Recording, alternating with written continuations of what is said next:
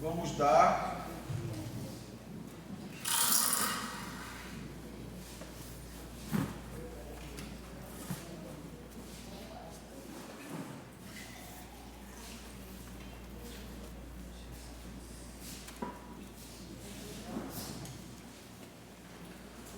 glória a Deus, glória a Jesus. Às vezes a gente está pregando, né? Entregando a mensagem que o Espírito de Deus traz a nós, e a gente acha que depois a gente fica pensando, meu Deus, como é que eu fui falar um negócio desse?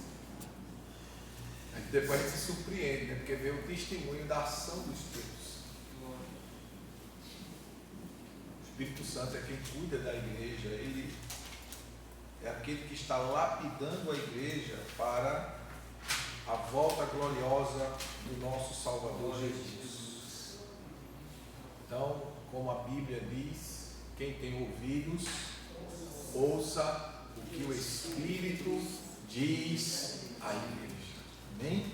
Amém. Bem, santos, a semana passada, nós começamos a falar sobre a responsabilidade de Paulo com o Evangelho, na segunda carta a Timóteo, e hoje nós iremos dar sequência a esse assunto. Não sei se finalizaremos hoje, mas estamos debaixo da condução de Deus, o que Deus quer trazer para as nossas vidas. Amém? Amém. Meus amores, escuta bem. Dentro da questão da responsabilidade do apóstolo Paulo em preservar o Evangelho. E a gente entende que a preservação do Evangelho por parte de Paulo era uma cobrança de Deus com relação a ele, para que ele mantivesse a integridade do Evangelho, sem misturar o Evangelho, sem acrescentar e sem tirar. E John Stott, que é um dos teólogos contemporâneos da nossa atualidade, ele elucida essa posição quando escreve que, em última análise, é Deus mesmo quem preserva o Evangelho. Deus é o Criador, é o Senhor, é o detentor da revelação da palavra escrita. Mas, porém, contudo, todavia, ele confiou a nós, como foi dito a semana passada, que os anjos queriam essa missão de pregar o Evangelho. Só que os anjos, eles não têm misericórdia. Na medida que ele pregasse para alguém, alguém rejeitasse, automaticamente a pessoa seria morta. Na hora. Você não quer o amor de Deus? Você não quer a bondade de Deus? Você não aceita a manifestação da graça de Deus? Não. Já caía morto. Não é? E como o nosso Deus não é um Deus que impõe a vontade dele, ele mostra a necessidade que nós temos de obedecer à sua vontade.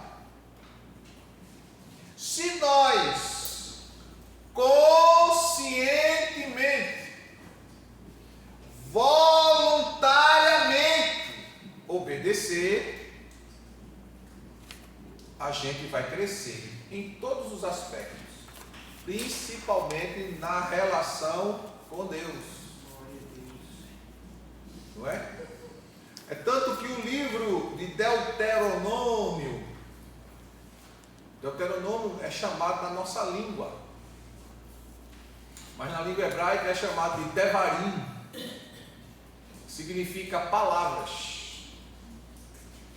O livro de Deuteronômio é a repetição de todas as leis que Deus já tinha dito. Mas por que Deus repetiu? Porque o povo perdeu as primeiras. Aí Deus tornou a repetir, para o povo não esquecer. Que durante o desenvolvimento da nação, teve um período em que o povo perdeu literalmente as leis de Deus. Por isso que houve a necessidade do Deuteronômio. Então, se você ler o livro de Deuteronômio, você vai ver que Deuteronômio repete todas as leis de Deus. Todas. E a palavra, como eu citei, não é para Devarim, significa palavras. E não é simples palavras. É a palavra de Deus. E diante disso, Deus ele nos propõe. Deixa eu ver se eu não erro aqui, viu? Deuteronômio.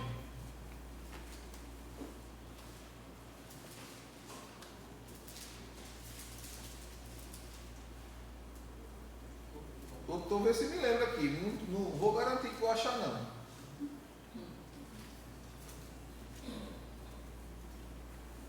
Capítulo 30 de Deuteronômio.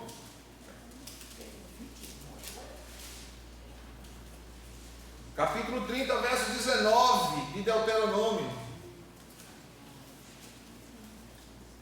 Olha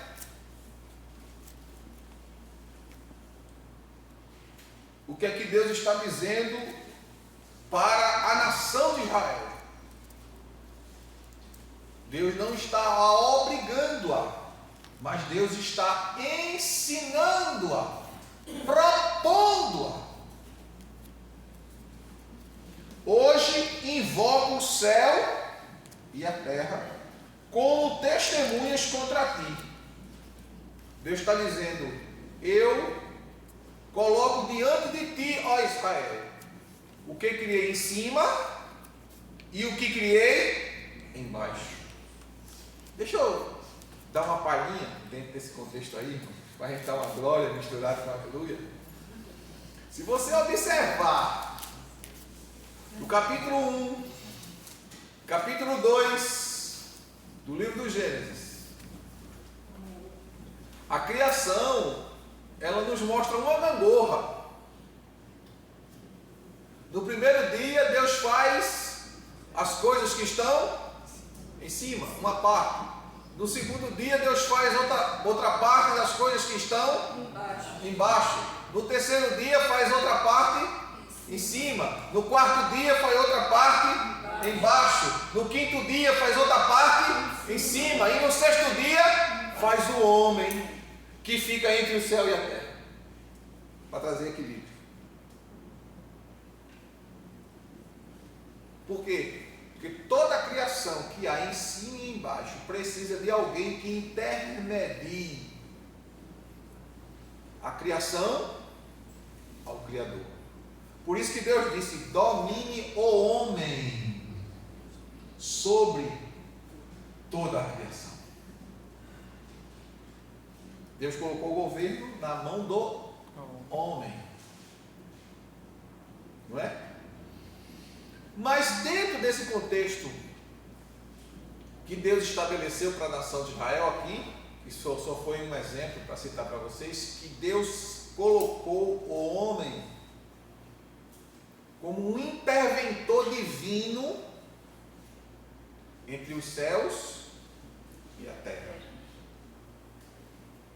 Deus chama a nação de Israel, que estava aqui nesse exato momento, indo à terra da promessa, receber a promessa de Deus, para que se apossasse da terra que Deus havia prometido, terra boa, terra que emana leite e mel.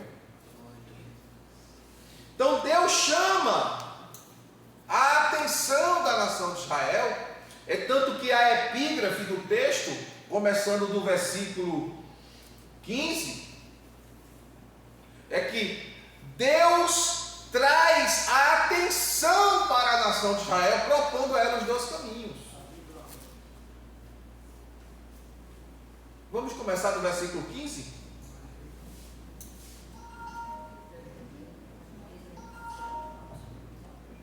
Diz a palavra: eis que hoje estou colocando diante de ti a vida e a vida e a felicidade, ou a morte, destruição e infelicidade. A minha tradução é a King James, então às vezes difere da maioria das Bíblias, mas o sentido é o mesmo. Portanto, hoje te ordeno que ames o Senhor, teu Deus, andando em seus santos caminhos e guardando todos os seus mandamentos, decretos e ordenanças. Assim tereis vida plena e muito crescerás em número, e o Eterno teu Deus te abençoará na terra em que estais entrando, a fim de tomares posse dela. Contudo, se o teu coração se desviar e não ouvires, e te deixares, porque às vezes a gente diz assim, mas o diabo me seduziu, pastor. Não, você se deixou seduzir. Se você está em algum lugar, em algum ambiente, seja até mesmo na sua casa, se tem alguma coisa que está lhe chamando a sua atenção, porque a gente não só peca na rua não, a gente peca em casa também. Não é? A mulher que tinha 10 dracmas, ela não perdeu a dracma, ela perdeu casa. E às vezes a gente se deixa seduzir, não, eu estou em casa. E Deus não te vê em casa, não é? Mas o pastor não está vendo. Poxa, mas o sumo pastor está vendo Jesus. Não é? Veja que Deus está dizendo: se te deixares seduzir e te prostrares em culto diante de outros deuses e os servis, eu vos declaro neste momento solene, é certo que serás destruído e perecerás. Aí eu faço a pergunta: é Deus que vai destruir a pessoa? Não, é as escolhas. É a sua escolha que vai destruir você. Foi as suas escolhas que fez você se destruir. Deixa eu falar outra coisa, glória a Jesus. Às vezes a pessoa vem ao templo ou se torna crente e começa a praticar as coisas boas que ele começa a aprender, mas não consegue deixar as coisas ruins que aprendeu lá atrás. Faz coisas boas, mas não deixa as ruins. A gente precisa fazer coisas boas, baseadas na Bíblia, e precisamos deixar as coisas ruins. Não é ficar com as ruins e começar a praticar coisas boas, obedecer a palavra. Não, a gente tem que obedecer a palavra, mas tem que deixar as coisas ruins. Sai do Egito, mas o Egito não sai. Eu sou crente, mas rapaz, olha aquela linguagem. Virgem Maria, o que é que tem a ver Virgem Maria com a tua vida, menina?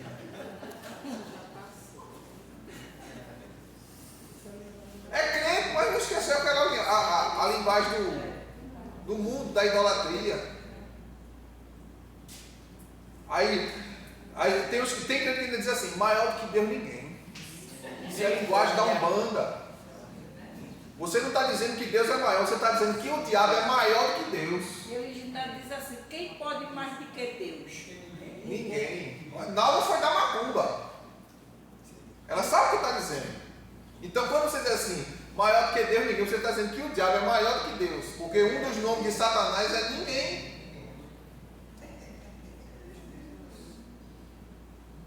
Não é? Aí continua com esses hábitos,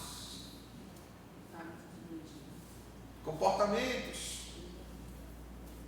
Aí eu sou crente, mas rapaz, eu não consigo mais, eu não consigo tirar aqueles hábitos de usar uma roupinha mais à vontade, mais sensual. Vou para a praia, mas eu não consigo deixar o fio.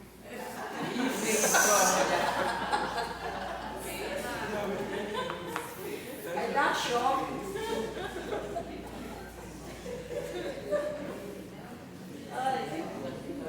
Não é pecado você ir para a praia, não. Contanto que você vá para a praia, tome seu banho, que não é pecado ir à praia, tomar banho, tomar sol, se bronzear. Mas que você vá composta. Com ordem e decência. Com ordem e decência. Porque o teu corpo pertence a Deus, é templo, morada, habitação do Espírito Santo. Seja homem ou mulher. Tem esse negócio, não, mas eu sou homem. É a mesma responsabilidade. O homem não usa sutiã, né? Não usa. Porque a mulher tem 2 órgãos genitais, o homem só tem um. Mulher tem 2 órgãos sexuais. É os seios e a sua genitália. Enquanto que o homem só tem um. É différence, s'il vous plaît. Então, a mulher ela precisa se resguardar mais do que o homem. Porque ela tem mais o que ver do que a gente homem. Tem uma denominação aí, que eu não vou citar o nome, que a mulher usa saia, né? Até no joelho. Aí, não é pecado mostrar as canelas, mas se o homem botar uma bermuda e mostrar as canelas dele, é disciplinado. É uma coisa meio... A mulher pode, A gente pode ver as canelas da mulher, mas ninguém pode ver as canelas do homem. A minha que é bonita que só, meu Deus do céu. Sem cabelo, cheia de variza. Não é? Cansadinha. Não tem nem de olhar. Então, a gente não deve se permitir, porque a sedução está, a tentação está em todos os lugares. Ninguém foge. Onde você menos espera, ela, estou aqui. E entenda que a tentação, ela não é apenas sexual, porque todo mundo coloca essa questão da tentação sempre com conotação sexual. E a tentação, ela não tem apenas a conotação sexual, ela tem diversas conotações. Quem foi que tentou Ananias e Safira? Quem foi? A Bíblia diz no capítulo 5 de Atos que foi Satanás. E Ananias e Safira estavam onde? Na igreja. E a resposta de Deus para Ananias e Safira foi: porque permitiste que Satanás enchesse o teu coração. Então o diabo enche o coração do crente, que mesmo estando dentro da igreja, ele pode ceder à tentação. Porque não tem quem visite mais culto do que os capetas. Você já viu alguém cair endemoniado dentro do templo, em pleno culto? Alguém já viu? Só Rosângela? Já viu, não já viu? Várias vezes. Aonde? Aqui. Então, se o diabo não entrasse, ninguém caía endemoniado dentro da igreja. O que eu estou falando, os demônios estão ouvindo. Porque ele não, o demônio não entra aqui. Ele entra e assiste o culto. Ele não obedece. Ele não tem compromisso. Ele fica, trabalhando para tu não prestar atenção, tirar tua atenção, não deixar tu entender a palavra, não deixar tu assimilar a palavra, não deixar tu aceitar a palavra.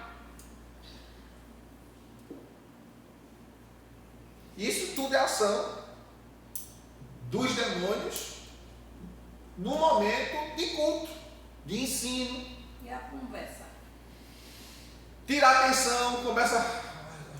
Tá falando, a palavra tá batendo, né? Essa foi para mim, fica para tu. Por terminar, tu conta para todo mundo.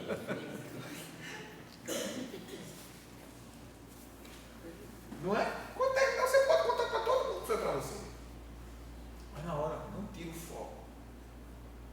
Porque o objetivo é aprender. Porque se você só faz certo, se você aprender certo. E uma das dificuldades, irmãos, é quando uma pessoa vem de uma igreja, de uma igreja, para cá, e saiu da outra igreja, porque não concordava com determinadas coisas, mas guardou os ensinamentos que recebeu lá. E que muitas vezes os ensinamentos é errado. Aí chega aqui e quer continuar com aquele pensamento daquilo que aprendeu lá. É mais difícil para a gente, porque a gente tem que desconstruir tudo que aprendeu, principalmente se aprendeu errado, para construir agora um ensinamento lógico, bíblico, baseado na palavra, que é o que é mais difícil. É como você, escuta bem, tem o desejo de ter filhos, aí não pode ter filhos, assim, eu vou adotar. Aí vai no orfanato, escolhe uma criança para adotar, adota. Mas aquela criança que você adotou, ela vem de uma herança, ela aprendeu, ela absorveu alguma coisa durante o processo de desenvolvimento cognitivo dela. Aí você vai trazer ela para sua casa. Incomoda com barulho, não, né? Se as mangas do pé de manga caindo, não acontece. Então vê bem. Aí ela vem para casa, para sua casa. Aí você vai ensinar ela o sistema da sua casa. Correto? Só que para você implementar isso nela, você vai tentar desconstruir o que ela já aprendeu antes. Para que você consiga viver com ela de forma harmoniosa e ela consiga crescer dentro da família e ver você como mãe e como pai. Deu para entender? Então a gente precisa guardar o Evangelho. Por quê, pastor? Porque às vezes as pessoas estão aprendendo o Evangelho de uma forma que não é correta. E que quando vem para cá, a pessoa precisa passar por um processo de desconstrução do que aprendeu para aprender o Evangelho como é. Principalmente quando uma pessoa sai do catolicismo, do adventismo do sétimo dia, das testemunhas de Jeová, dos mormons, do kardecismo, das teologias neopentecostais, das denominações que existem por aí, que quando chega naquele, eu vou ficar aqui. E quando começa a palavra a ser aplicada, a pessoa se assusta. Como teve um caso aqui que eu já contei aqui, uma senhora que veio morar aqui na rua da igreja, e um dia eu estava ali na frente, ela passou e disse: pastor, que dia é o culto aqui? Eu disse: terça, quinta, expliquei todos os dias de culto. Ela disse: eu vou em casa trocar de roupa e volto para o culto. Era uma terça-feira, eu estava ali em pé na recepção. E ela foi, trocou de roupa e veio para o culto. Depois do culto de doutrina, nunca mais ela voltou. Depois do culto de doutrina, que ela participou, nunca mais ela apareceu, nem ela nem a filha. Tranquilo, filho, sem problema. Sumiu. Porque depois que ouviu, fez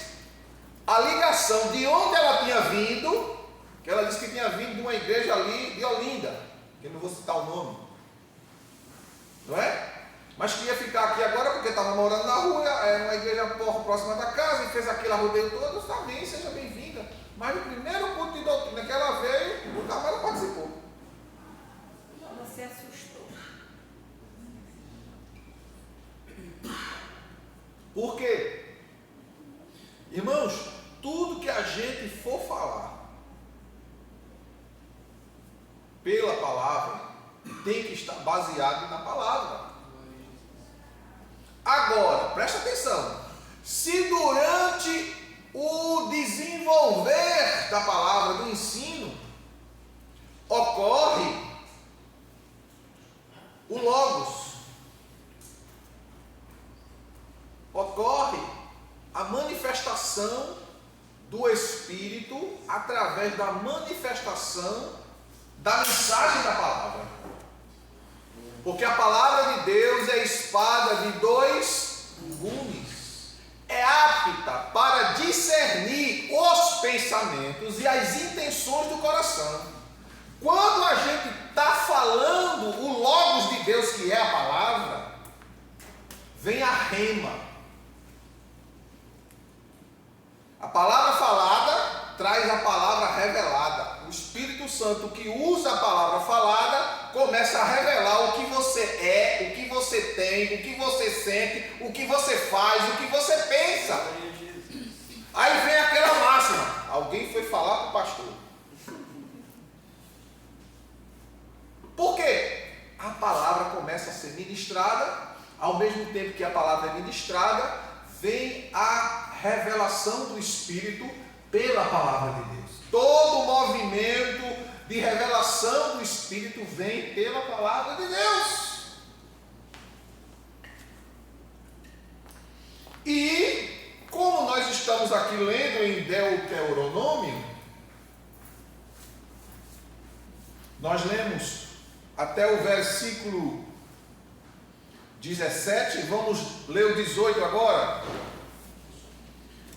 30 de Deuteronômio, verso 18. Eu vos declaro neste momento solene, é certo que serás destruído e perecerás. Aí, repetindo, não é Deus que vai nos destruir, porque Deus é bom. Quem vai nos destruir é o pecado, a desobediência, porque a desobediência atrai o que não é de Deus. Aí Deus diz: não prolongarás teus dias sobre a face da terra em que, ao atravessar o Jordão, estás entrando para dela tomar posse. Aí Deus diz: hoje eu invoco o céu e a terra como testemunhas contra ti, de que apresentei claramente diante de ti os caminhos da vida e da morte, a bênção e a maldição.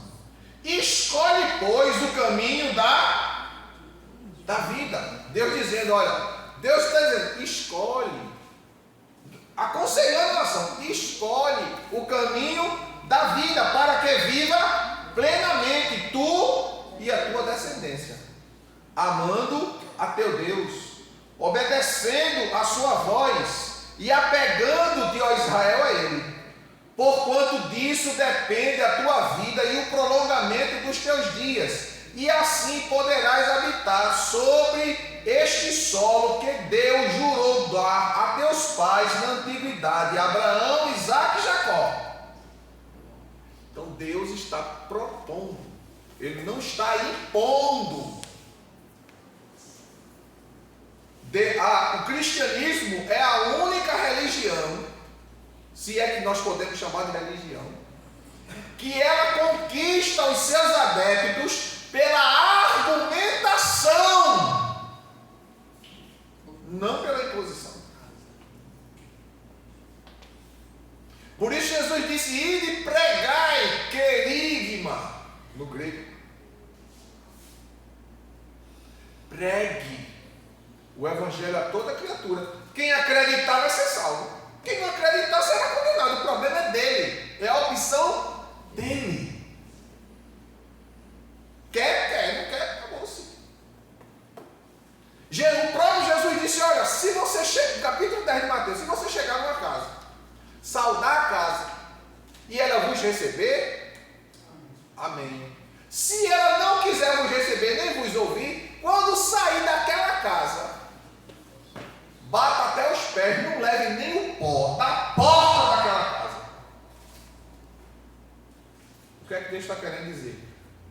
você não terá culpa. Aquele lugar não terá a bênção. Porque onde o evangelho não está, não tem bênção, irmão. Não tem bênção. A bênção só está no evangelho. Fora não há. Mas pastor, isso não é ser radical não, dizer que só tem uma religião no mundo que tem salvação. Não é radicalismo, é realidade. Só tem um Senhor, um Criador, um Deus único. Após o pecado, Satanás trabalhou na mente dos homens para criar outros deuses, para tirar Deus de foco, como ele fez com a mulher. Tirou Deus do foco dela e plantou no coração de Eva a moral própria. Eu posso. Rapaz, não é assim que Deus disse não. Deus não quer que tu coma para que tu não fique sendo igual a Deus. E é. Então eu vou comer e vou provar que eu não vou morrer. Não há possibilidade em nós, irmãos, de nos sustentarmos sem a ação da palavra de Deus em nós. A gente não fica de pé. O diabo trabalha, escute, o diabo trabalha nos acusando diante de Deus, dia e noite, conforme diz Apocalipse 12, 9 e 10. O diabo está diante de Deus nos acusando de dia e de noite. Por isso que Jesus está diante do Pai, 2 e 1 de 1 João, intercedendo pelos santos.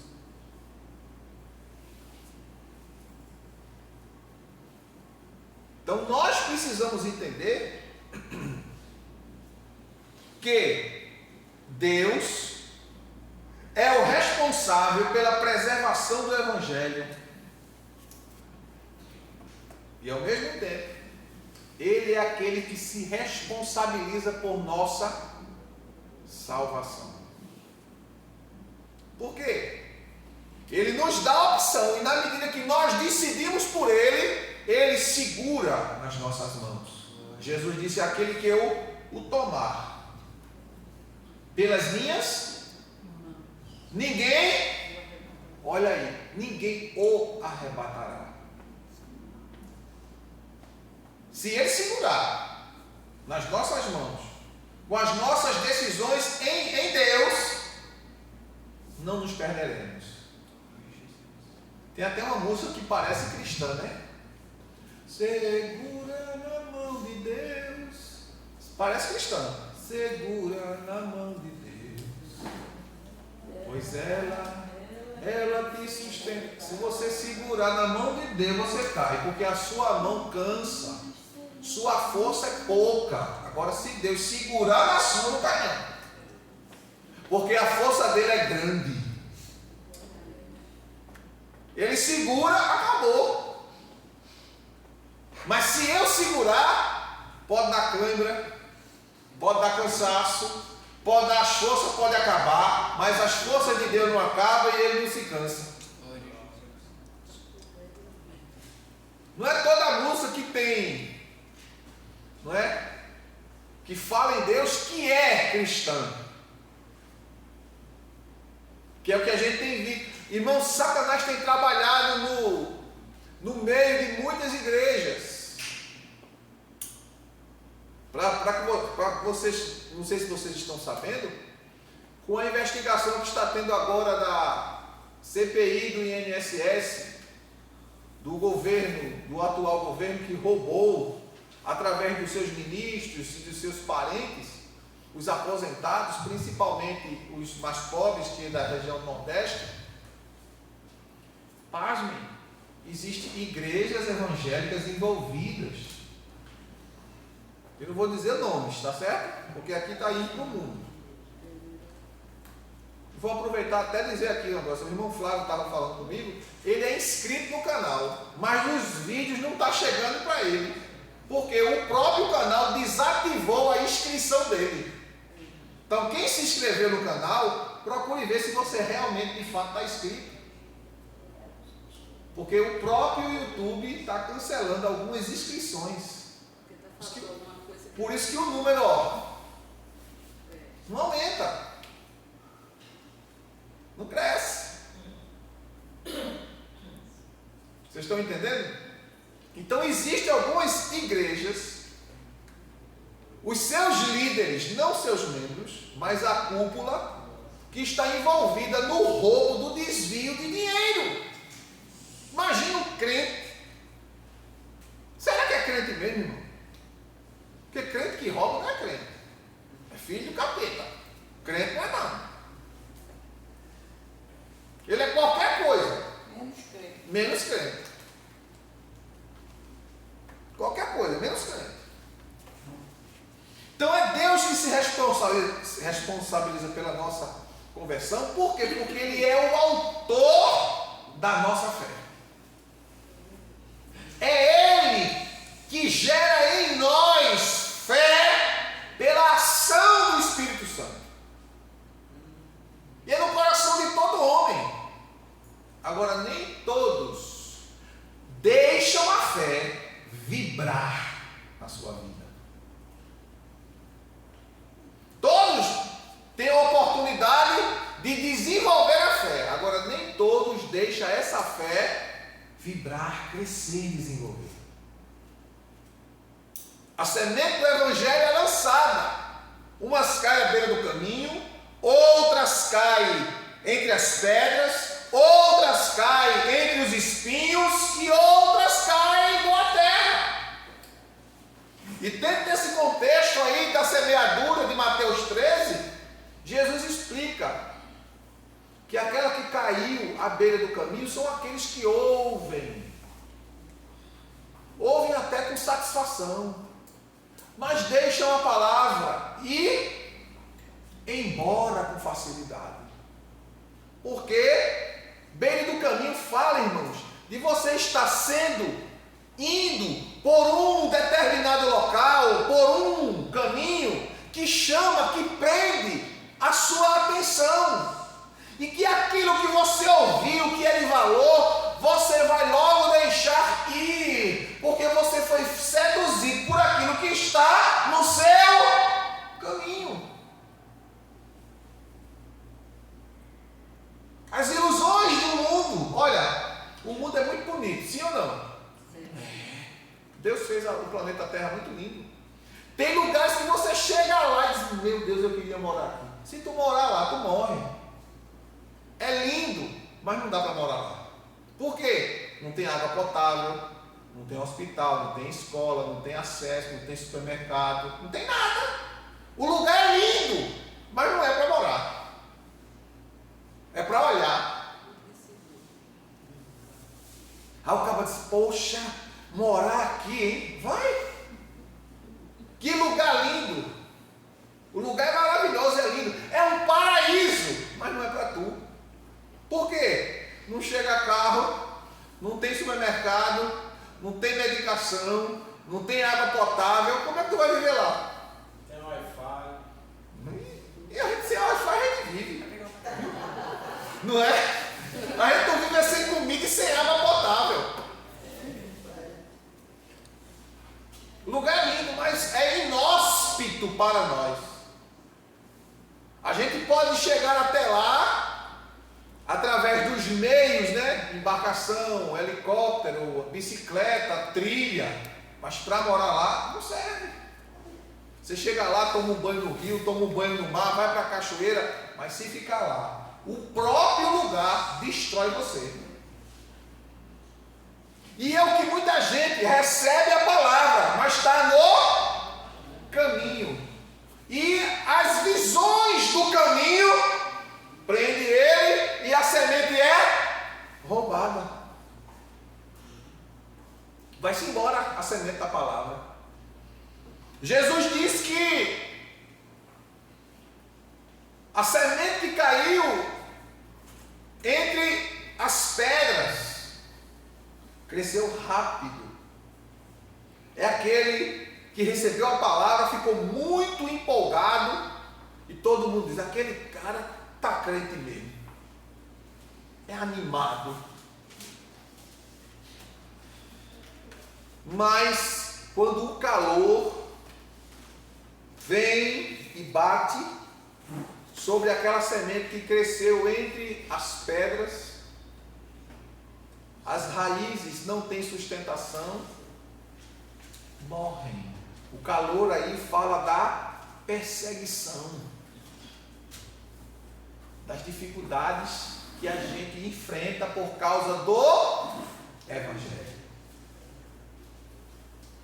Começou animado, está bem, está feliz, né? A melhor coisa do mundo é ser crente, mas quando alguém ou a família começa a perseguir, eu vou desistir.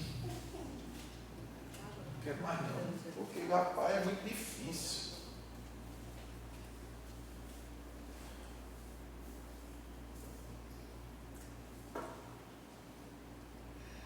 Tem como continuar assim não. Tudo ficou mais difícil para mim. Claro, meu amigo. O diabo agora vai fazer de tudo para você perder o que você ganhou. Salvação, vida eterna com Deus. E às vezes a pessoa valoriza mais as amizades do que o próprio Deus. Amizades que não te levam a Deus, amizades que não te proporcionam uma vida melhor com Deus, corta da tua vida.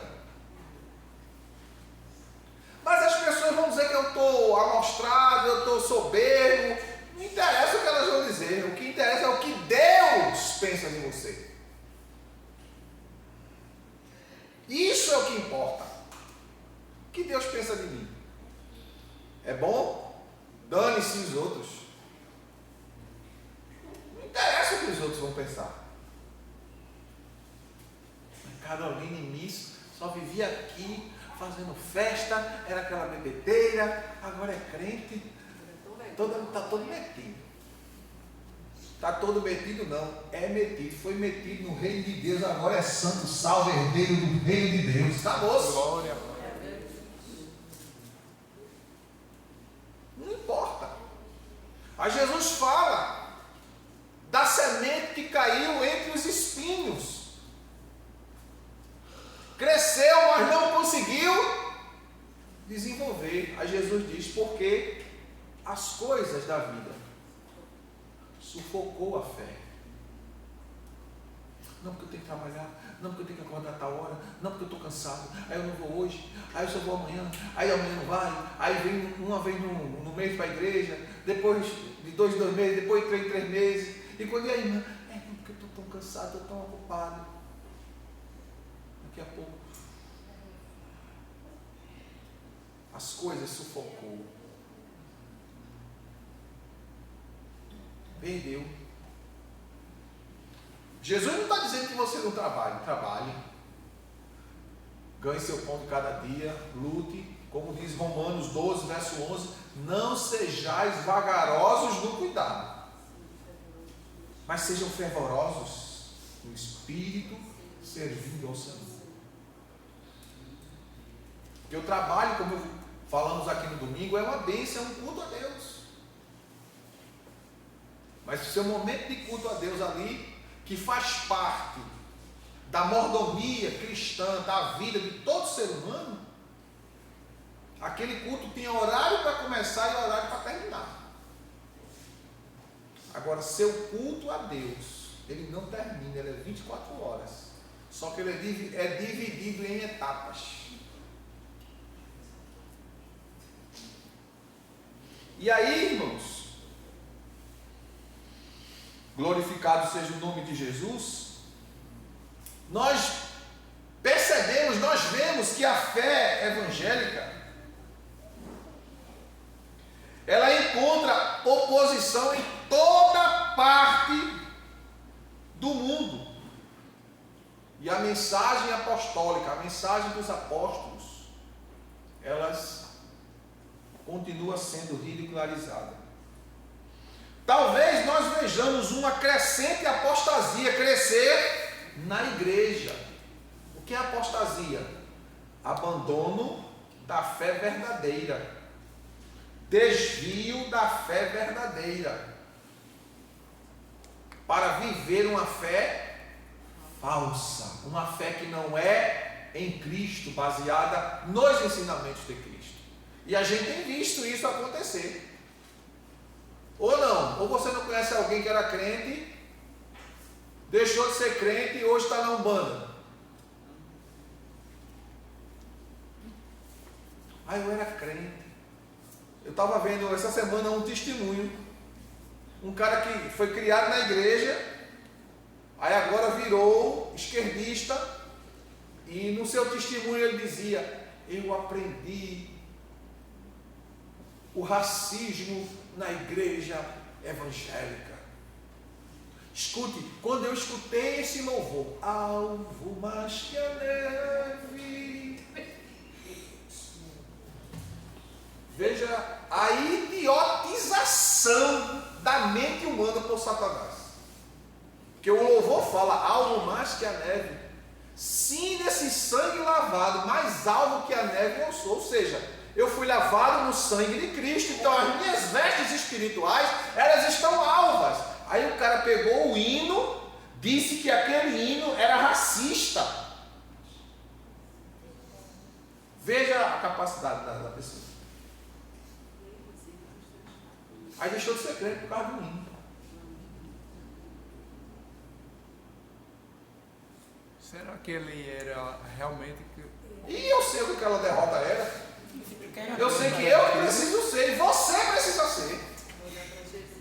A gente tem que fincar os pés em Cristo, firmar-se na rocha. Louvado seja o nome de Jesus. Aleluia. Mas não temos nada a temer. Sabe por quê? Deus nunca permitirá que a luz do Evangelho se apague. É Deus que sustenta. Irmãos, quantos séculos a Igreja Católica passou queimando as Bíblias em praça pública? Queimava a Bíblia para o povo não ter acesso à Bíblia. Queimava pessoas que se convertiam ao Evangelho. Queimava pessoas que discordavam das suas doutrinas em praça pública. E parece que as pessoas apagaram isso da história. E tem gente que considera o catolicismo como uma religião cristã. Não tenho. Está ali dentro do meu escritório. Eu vou ver se eu consigo resgatar. Eu ganhei um aparelho de DVD antigo.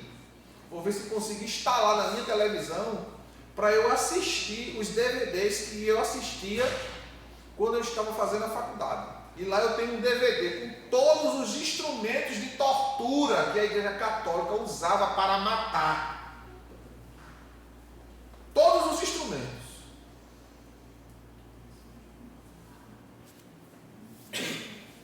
Tinha um instrumento chamado esmaga-seios.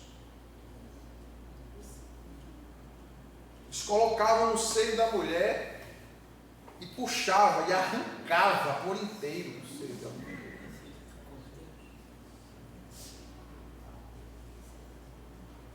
Outra tortura, colocavam amarrado em forma de X e enfiavam uma estaca por baixo. Quando era mulher, era pela vagina. Quando era o homem, era pelo reto.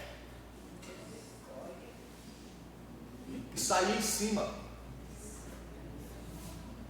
Simplesmente porque não aceitava a doutrina católica.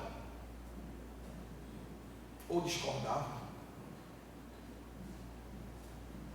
E as pessoas, isso está registrado na história.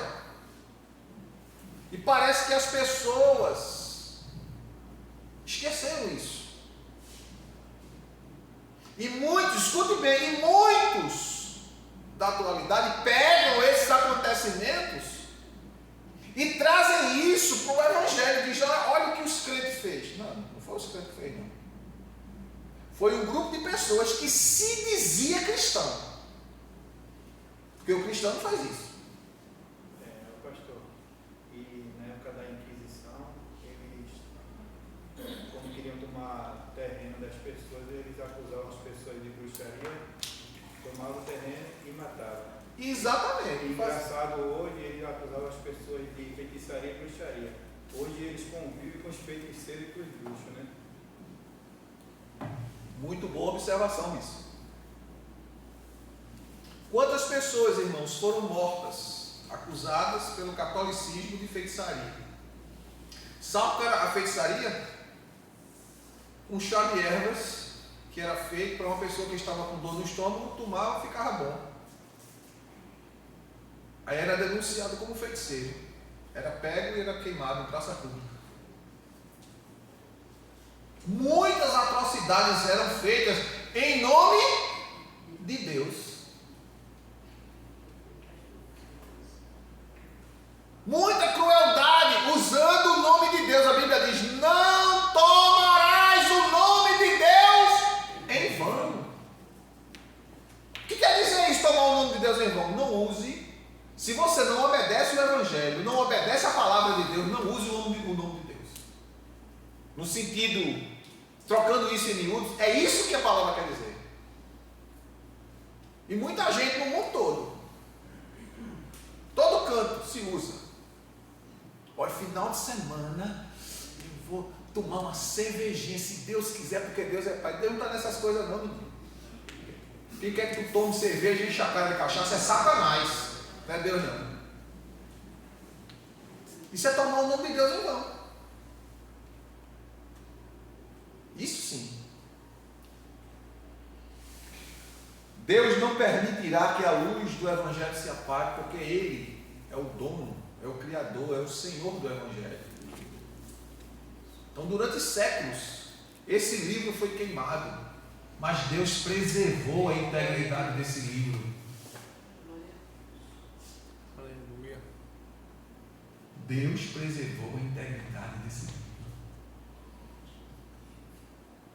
Eu comprei agora recentemente o livro, está para chegar pelos correios. Quando chegar eu vou apresentar aos irmãos. E você pode comprar diretamente ao autor do livro e ele manda direto na sua casa. Muito bom o livro. Eu nem li ainda, mas o autor, como eu já tenho vários livros dele, eu já sei que é bom. Principalmente para vocês jovens. Não que os velhos não possam ler, mas principalmente os jovens. Por quê? Porque eles estão dentro das universidades. Viu? Astronildo, Miguel, Juninho, Deverro, Clarinha. Os que é que tem que ler esse livro. Muito bom. Deixa eu chegar que eu vou trazer aqui e vou mostrar a vocês. Ou bato a foto e boto lá no grupo dos jovens para vocês verem. Você faz o pagamento via Pix, manda seu endereço, seu nome completo, chega na sua casa. Muito bom, muito atual, ótimo.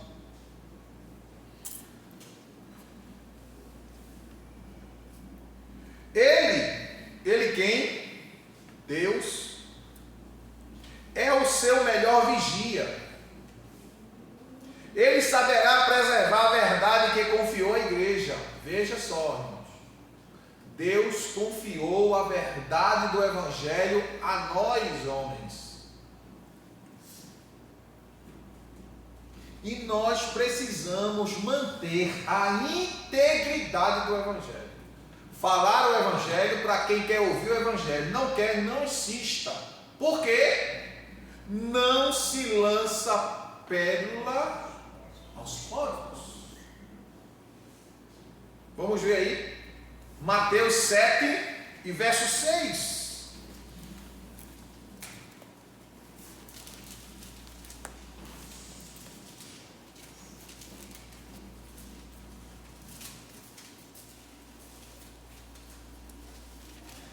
Mateus 7, verso 6. Não deis o que é sagrado aos cães, nem jogueis aos porcos as vossas pérolas, para que não as pisoteiem e voltando-se vos façam em pedaços. Cães aqui, ele está falando de pessoas que vivem uma vida impura, uma vida de pecado, uma vida que desagrada, uma vida ímpia contra Deus. Se você vai falar o evangelho para essas pessoas e essas pessoas não querem ir parte para lhe agredir, não fale. Deixe para lá. Ele quer para o inferno, deixa ele ir, ele não está escolhendo. Como diz Salmos 9, verso 11: todo aquele que se esquece de Deus irá para o inferno. Acabou-se. O Salvador é Jesus. Nós somos representantes, nós somos responsáveis por pregar, mas a gente prega para quem quer ouvir. Isso faz parte da ética do evangelho. Ainda, e observe, viu? Quando ele diz assim: não deis o que é sagrado aos cães, nem jogueis aos porcos as vossas pérolas. Pérola é uma coisa de valor ou não tem valor? É uma coisa de grande valor. Olha o que é que Mateus diz, Mateus 13, 45, 46. Mateus 13, 45 e 46. Qual é a epígrafe que tem aí?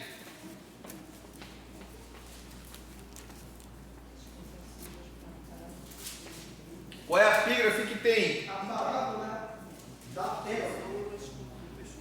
Aqui tem, na minha diz assim: a pérola de grande valor.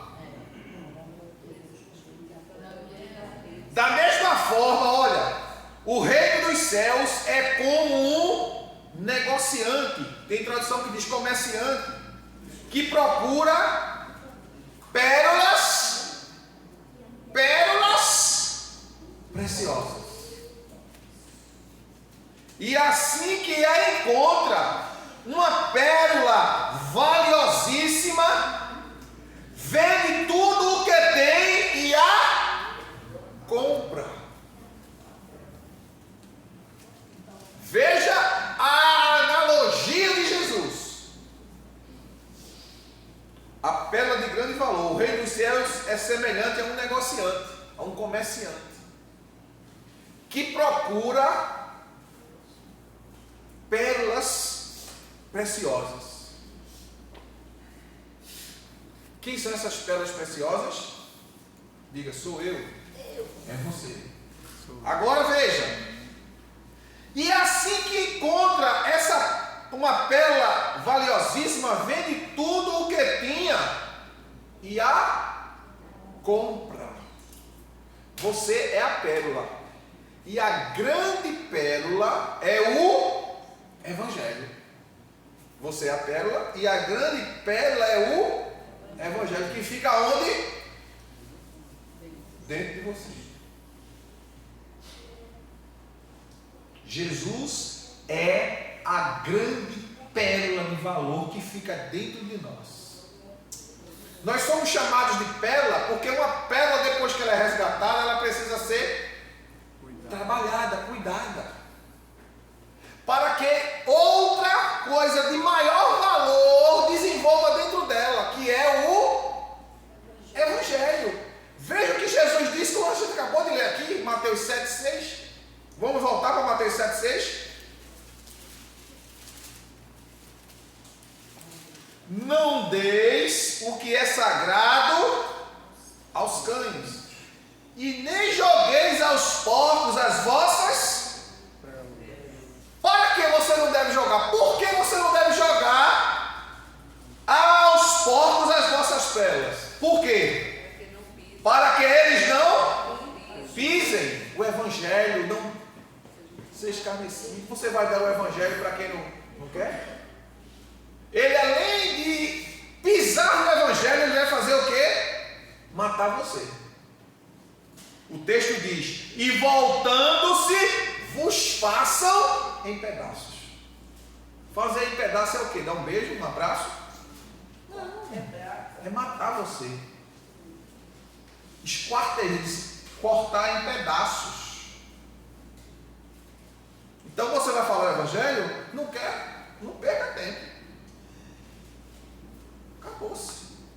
Ele não, se ele crê ou não crê, ele vai prestar conta ao dono do evangelho. Acabou. Viva o evangelho. Se vocês vivem em um ambiente que não pode falar, pregue com a vida.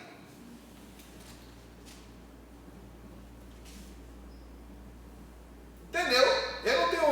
Eu não tenho muita paciência com quem não gosta do evangelho, não, irmão. Não tenho, não. Sou curto, grosso e objetivo. Como eu já contei aqui, eu tinha salão na época, né? E às vezes eu saía muito cedo de casa para ir para o salão. Quando dava 9 horas assim, já tinha atendido uma quantidade grande de pessoas, aí a fome chegava. Aí em frente ao salão tinha um bar. Aí eu gritava para o dono do bar: bota aí um cuscuz com guisado.